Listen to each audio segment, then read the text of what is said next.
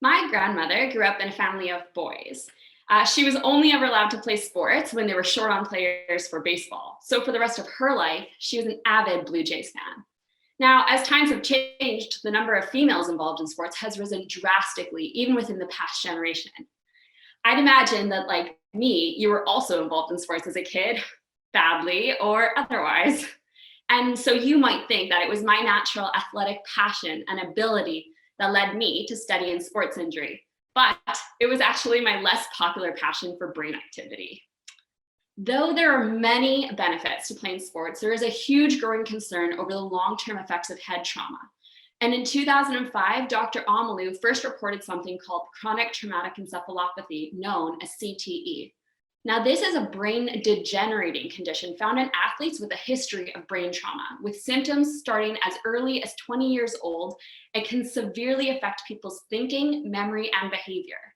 Now, when we typically think of concussion, we think about dizziness, nausea, losing consciousness, and difficulty concentrating.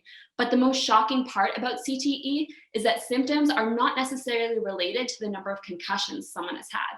It's actually related to your exposure to subconcussive hits, impacts that don't cause immediate concussion symptoms, but have subtle and cumulative effects over time.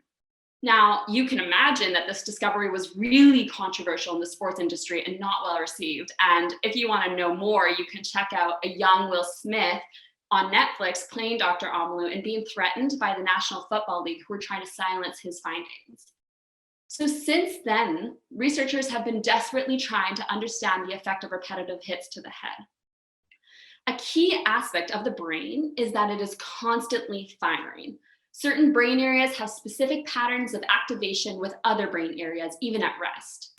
This brain activity is responsible for all of your thoughts, actions, and feelings. Using functional MRI, we can look at how contact exposure in sports changes brain activity.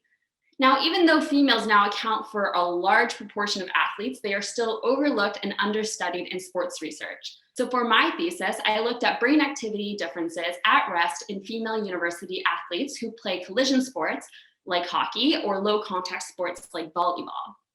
And what my research shows is that based on how much contact athletes are exposed to, there are significant changes in those patterns of activity between different brain regions, even at rest. This can have a drastic implication for the way people think, act, and feel, and how we think about the dangers of head impacts. Thank you for your time.